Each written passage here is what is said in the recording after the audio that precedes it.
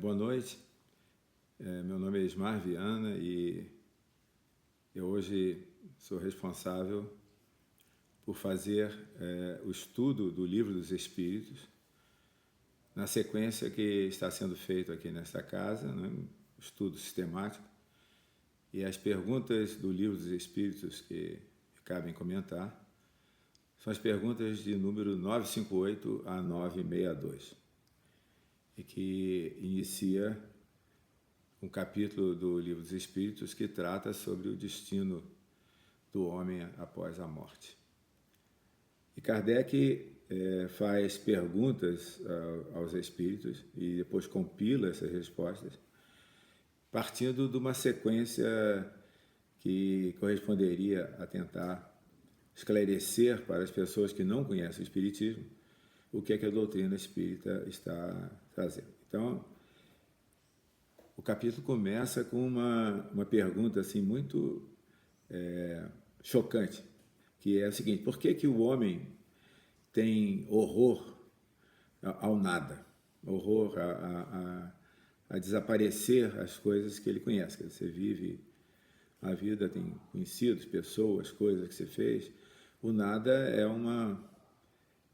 a negação da existência das coisas. Ou seja, por que a pergunta de Kardec é essa? Porque certamente as noções materialistas da época de Kardec traziam à pauta a possibilidade de que as doutrinas religiosas estivessem erradas e que apenas após a morte do corpo aconteceria o nada, ou seja, não haveria mais nada daquela pessoa a não ser os seus restos mortais. E ele faz essa pergunta, assim, quer dizer, coloca essa pergunta no início, né?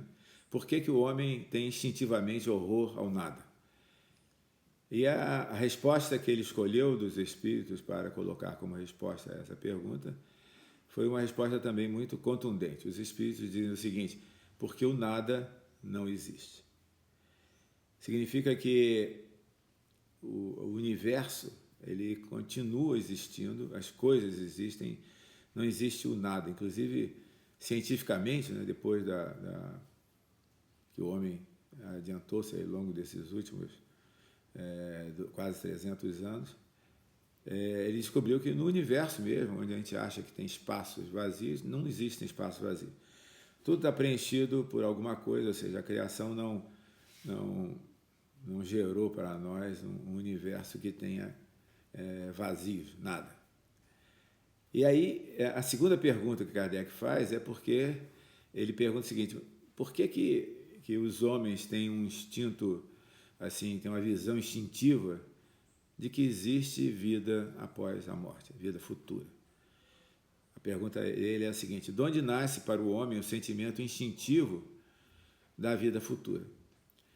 E os espíritos comentam para Kardec que, como ele já vem falando para Kardec ao longo de todas as reuniões, relacionamentos que ele tem com os espíritos que respondem às perguntas dele, o espírito diz: já temos dito, ou seja, está repetindo o que ele já disse outras vezes, que essa percepção instintiva da vida futura é alguma coisa que o espírito, antes de encarnar, ele vivenciou uma vida entre as encarnações e concebe na encarnação uma vaga lembrança do que era o estado em que ele vivia no plano espiritual.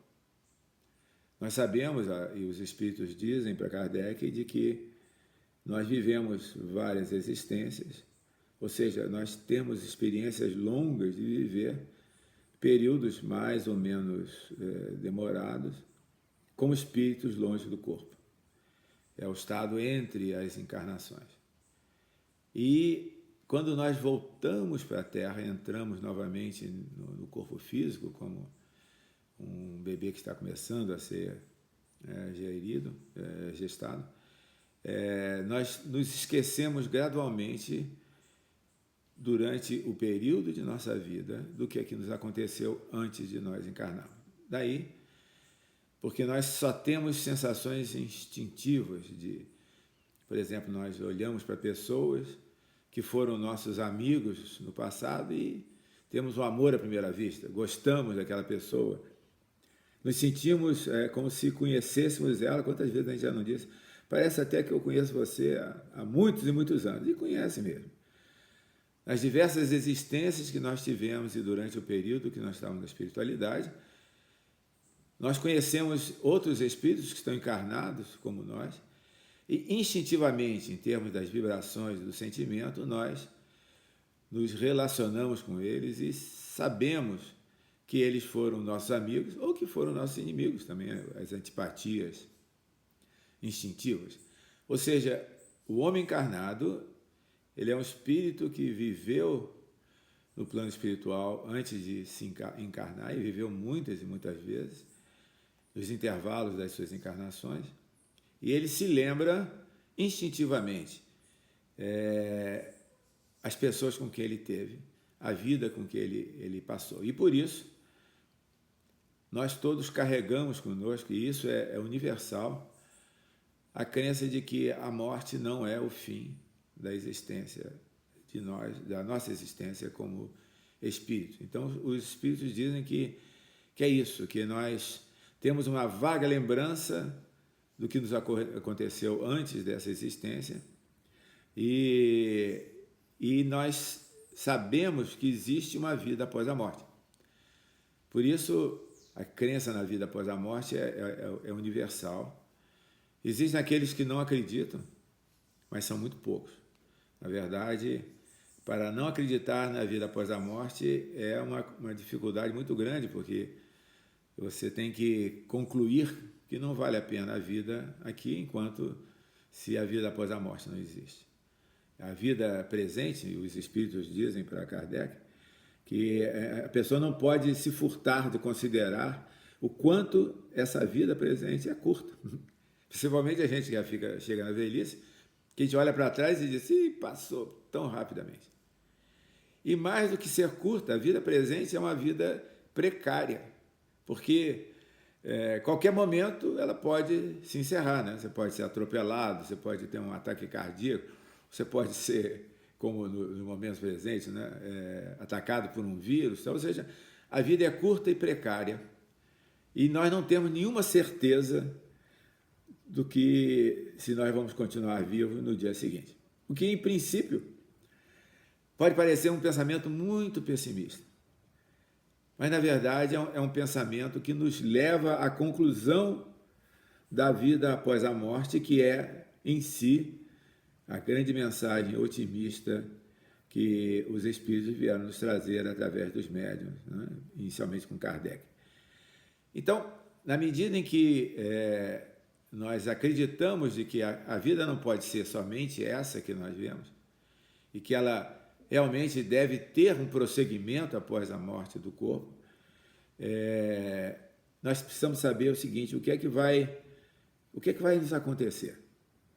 Essa é a grande mensagem do Consolador do Espiritismo, que nos traz uma visão do que é a nossa vida após a morte. Ele nos traz de uma maneira muito especial, porque o Espiritismo, diferente das outras religiões, ele nos traz o testemunho daqueles que já partiram e que voltam para falar conosco através dos médiuns. São as diversas demonstrações da sobrevivência da alma, inclusive, mais importante do que a sobrevivência da alma com os mesmos sentimentos, com os mesmos gostos e interesses que nós temos na vida. É um filho que volta para falar através de um médium para uma mãe, para consolá-la, porque não só ele está querendo dizer que ele sobreviveu, mas está querendo ajudar aquele que ficou aqui, como a sua mãe. A demonstração que o Espiritismo traz através dos fenômenos mediúnicos é uma demonstração muito forte e que é a base sobre a qual dá para todos nós que somos espíritas um otimismo, uma alegria por saber que a morte não existe, o nada não existe. Na verdade, os espíritos vêm e nos trazem essa mensagem de muita alegria e otimismo. Mas aí a consequência de que que nós temos da existência da vida após a morte, nos leva também a crer que Deus não nos criou para que nós ficássemos passeando entre encarnações e sem nenhum propósito, né? Claramente, a criação divina demonstra a sabedoria infinita que ele tem. Então, nós não fomos criados, não encarnamos sem propósito. E esse propósito é um propósito que está na essência do motivo pelo qual nós vivemos aqui na Terra e temos a oportunidade de viver em várias encarnações. O propósito é nós caminharmos para a perfeição, para nos transformarmos em pessoas melhores. Aqui na Terra nós temos exemplos de pessoas que nós admiramos, aqueles que foram os santos, os sábios, que colocaram uma luz no nosso caminho, né? É como se fosse um farol, e nos mostra através das suas vidas o exemplo do que nós podemos alcançar. Jesus é o maior desses faróis, né? Ele veio para nos trazer a mensagem que esclareceu para todos nós os motivos de nossa existência. E por isso nós sabemos que existe o caminho e que esse caminho que nós temos que trilhar é o caminho da nossa própria melhoria. Isso porque a justiça de Deus, ou melhor, Deus não é um Deus injusto, ou seja, não há nada que ocorra na natureza que seja um resultado de um erro, uma falha de Deus, uma despreocupação. Deus, na verdade, é o Criador, que nós não é nenhuma pessoa, é o princípio criador que nós não temos nem condição de entender completamente. Mas os fatos, as coisas que nos ocorrem em volta, tudo que nós recebemos de presente dele, que as pessoas chamam de natureza, chamam de outras coisas, mas todas vêm diretamente desse princípio que é Deus e que os espíritos nos relataram através de Kardec, de que esse é um Deus justo. E que quando nós passamos para outra fase da nossa vida, né, no plano espiritual, quando o corpo morre, nós continuamos existindo como espíritos. E colhemos, em algum momento, depois da nossa partida aqui da Terra, as consequências daquilo que fizemos. Ou seja, há uma justiça por cima da sobrevivência após a morte. Não é o caso, como algumas religiões mais antigas, associadas ao cristianismo, que criaram a figura do céu e do inferno, de uma justiça muito dura que ou desse tudo para aquele que fosse perfeito, ou botasse no inferno eterno aquele que tivesse feito a sua maldade. Várias religiões construíram as suas visões da vida depois da morte, baseada num princípio de justiça. Uma justiça mais antiga, mais dura, menos doce, ou a justiça do Pai que Jesus nos ensinou a amar. Na visão de Jesus, né? Deus é um Pai. É diferente de ser um princípio criador, uma entidade mística. Deus ele tem um relacionamento para com todos nós, de um pai para o filho. Todos nós somos filhos de Deus. A verdade, quando Jesus indica para a gente que nós somos filhos de um mesmo pai, ele nos indica duas coisas. Uma é que esse pai tem a preocupação que um pai terrestre tem para com seus filhos. Ele nos ama. E a segunda coisa é de que todos nós somos irmãos. Ou seja, na essência dos ensinamentos do Cristo está a justiça de Deus, que é por cima do amor. Do amor que ele tem para com os seus filhos e do amor que ele ensina os seus filhos a terem uns com os outros. Então, se nós, segundo a mensagem dos Espíritos, que nos vem através dos médiuns e de maneira muito, muito forte, muito clara, nos dá a lição da sobrevivência do espírito após a morte, essa lição é também a lição de que existe um propósito para a nossa existência. E que esse propósito está associado a nós nos melhorarmos e a nós nos transformarmos em pessoas boas. Ou seja, aqueles que hoje são, na nossa visão humana, exemplos de pessoas que a gente gostaria de ser, porque são muito boas, são exemplos daquilo que a perfeição divina nos dá. Isso é possível alcançar. Hoje, quando nós erramos e ficamos envergonhados de termos errado, nós sabemos que existe a oportunidade e que a justiça divina nos encaminha para que nós nos transformemos. O Espiritismo nos ensina que nós vivemos muitas existências. Na verdade, nós somos espíritos e que encarnamos seguidamente, daí o nome reencarnação, porque não é a primeira vez.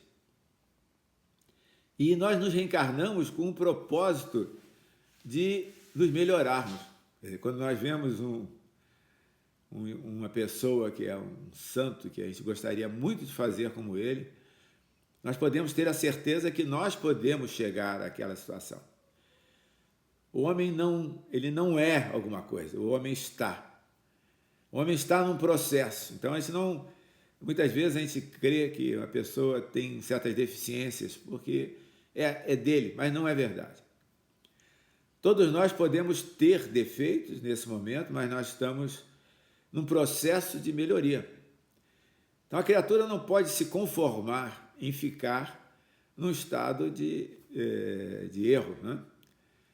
A reencarnação, segundo a doutrina espírita, é uma oportunidade que nós temos ao longo de muitas existências de nos corrigirmos, né? Quando a gente chega à velhice, a gente pensa assim, puxa vida, eu não aproveitei algumas coisas na juventude, poderia ter melhorado, poderia ter perdoado alguém que me fez o mal, poderia ter me reconciliado com alguém que eu gostava muito, mas que no final a vida nos separou. Eu poderia ter me dado mais para alguém do que eu não dei. Todos nós temos lembranças do passado do que nós ainda não concluímos. É como se nós, chegando ao fim de nossa existência, na idade mais provecta, nós olhando para trás e dizendo, puxa, a vida foi tão curta, não deu para a gente fazer o que precisava fazer.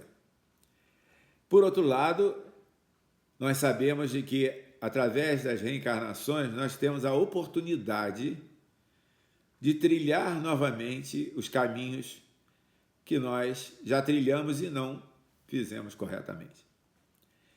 Esta é a grande mensagem consoladora da encarnação. Nós não terminamos a existência com a morte do corpo e nem terminamos o nosso processo de melhoria. Todos nós que estamos aqui nesta casa temos um desejo sincero de nos melhorarmos. Em idades diferentes, com perfis diferentes, vindo de lugares diferentes, nós todos nos unimos porque temos o mesmo objetivo, de nos melhorarmos. E é para isto que as reencarnações existem. E é esta a justiça divina, que não nos pune com a prisão, nem com o sofrimento eterno, mas nos dá a oportunidade de nos melhorar. Aí nós voltamos numa outra encarnação, com algum problema, com alguma dificuldade, mas são sempre oportunidades para nós nos melhorarmos. Visto dessa maneira, o objetivo da vida é como de uma escola, né? Nós vivemos para aprender, para nos tornarmos mais sábios, mais doces e mais puros.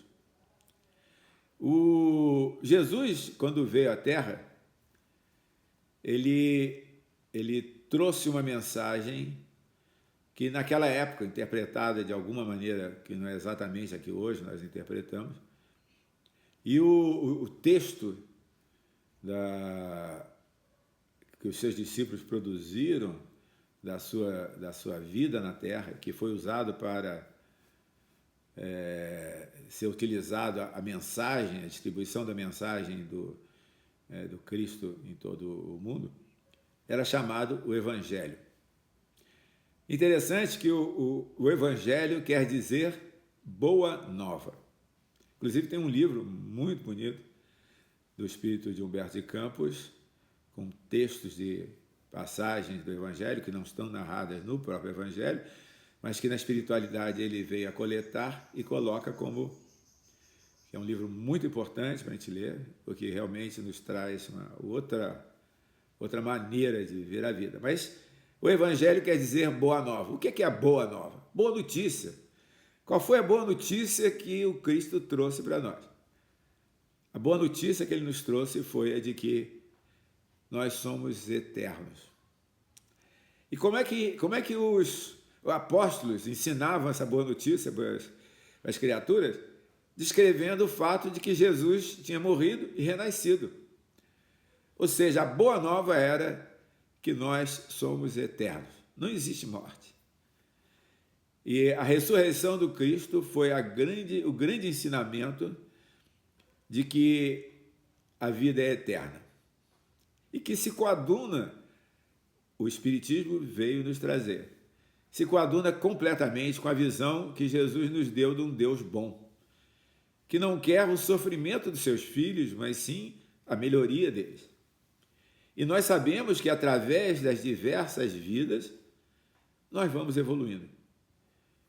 E mais do que isso, nós sabemos que a morte não rompe os laços de amor. Infelizmente, também não rompe os laços de ódio.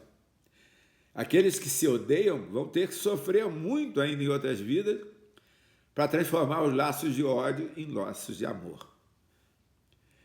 As ligações de afeto, sabe? Você gosta de uma outra pessoa, são muito amigos, marido e mulher, pai e filho, a morte não os separa. Ela cria um espaço entre a vida na Terra e a vida no plano espiritual. E nós, diante da morte, nós temos que pensar o que é que nós devemos fazer para nos prepararmos para esse momento da morte. E, na verdade, na pergunta 961, Kardec pergunta aos espíritos, a pergunta também com uma resposta muito dura, qual o sentimento que domina a maioria dos homens no momento da morte? Né? Qual é o sentimento que a gente tem no momento que está contemplando o fim da existência terrestre? E o Kardec pergunta, a dúvida, o temor ou a esperança? E a resposta dos espíritos também é sintética, que diz o seguinte, a dúvida, aqueles que são céticos e empedernidos. Infelizmente, aqueles que são materialistas, que não acreditam em nada após a morte, no momento da morte, a dúvida sai com muita força no seu espírito. O temor são aqueles que sabem que fizeram coisas erradas, então ele diz, o temor nos culpados. Aqueles que têm medo do que vai acontecer para eles na hora de ser julgado. E a esperança nos homens de bem. Ou seja, nós estamos procurando nos colocar na posição desses homens de bem. Aqueles que estão com a vontade, com o desejo de se melhorar. E diante desses, a morte deve ser vista como esperança. Esperança é uma coisa muito interessante, porque a esperança ela vem da fé, mas ela é menos do que a fé. A esperança é alguma coisa que nós colocamos em nossos corações com a expectativa do que vai nos acontecer em seguida. Quando nós temos a fé, nós acreditamos certamente no que vai acontecer a gente. A esperança é uma fé um pouquinho mais fraca. Nós temos esperança de que aquilo que a gente fez de bom pode vir a ser positivo para nós. De que a vida não termina com a morte do corpo. E que é possível se encontrar esse caminho depois da morte que nos leve à felicidade. E agora nós vamos pensar o que é que Jesus nos disse que nós devemos fazer para nos prepararmos para o encontro da morte? Primeiro, não existe uma preparação completa. Muito pouca gente está preparada para enfrentar de frente o momento da partida. Porque é uma coisa muito dolorosa e temos todos nós ainda muitas coisas a carregar que nos deixa com dúvida, né? Mas nós sabemos que nós devemos nos preparar para isto. Embora não consigamos fazer a preparação completa, nós podemos fazer parte dessa preparação. Jesus nos deu uma espécie de um guia no seu evangelho do que ele tem que fazer. Não há dúvida nenhuma. Jesus nos diz que nós devemos fazer o bem a todos aqueles que nos perseguem e caluniam. Nós devemos dar a outra face a quem nos fere numa das faces. Nós devemos perdoar os nossos inimigos. Então, se nós estamos nos preparando para a hora da morte, é bom que nós aprendamos ou procuremos intimamente nos perdoar aqueles que nos fizeram mal. E procurar aqueles a quem nós prejudicamos para ver se a gente pode pedir desculpa, né? Mas Jesus nos ensinou a sermos caridosos. E a caridade, que o Espiritismo coloca como o grande caminho para a nossa melhoria, a caridade é, na verdade, uma luz a iluminar o nosso caminho.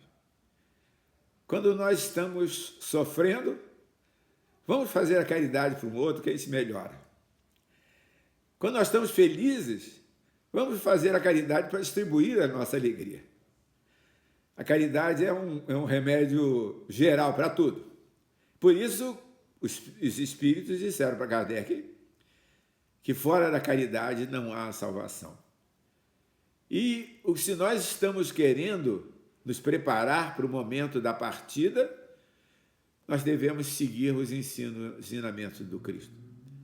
Fazer o bem, perdoar os que nos fizeram mal, tentar nos reconciliar com os nossos inimigos enquanto vivemos. E assim nós sabemos que nós estamos preparados para enfrentar a partida para a espiritualidade, quando então o que quer que foi a nossa vida vai ficar extremamente clara para todos nós. Hoje em dia, só uma menção final, como o mundo inteiro está passando por essa crise do coronavírus, né? A morte passou a ser um tema contemplado por todas as criaturas do mundo. O que era preocupação daqueles que se sentem mais velhos, não era dos jovens, longe do momento da morte, começou a gradualmente penetrar na humanidade, quer dizer, não gradualmente, foi muito rapidamente. E hoje em dia o mundo inteiro só fala sobre isso, pensa sobre isso. Ou seja, o tema de nós nos prepararmos para a partida espiritual é um tema que passou a ser o tema da moda, em que todos nós temos que nos colocar diante disso. Eu gostaria agora, só para a gente terminar esses comentários, ler um pouco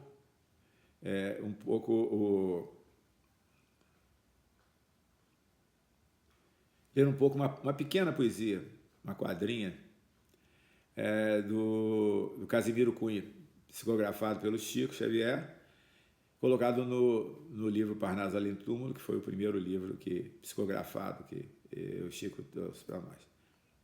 Chama-se Sombra e Luz. Vem a noite e volta o dia. Cresce o broto e nasce a flor. Vai a dor e surge a alegria, dourando a manhã do amor.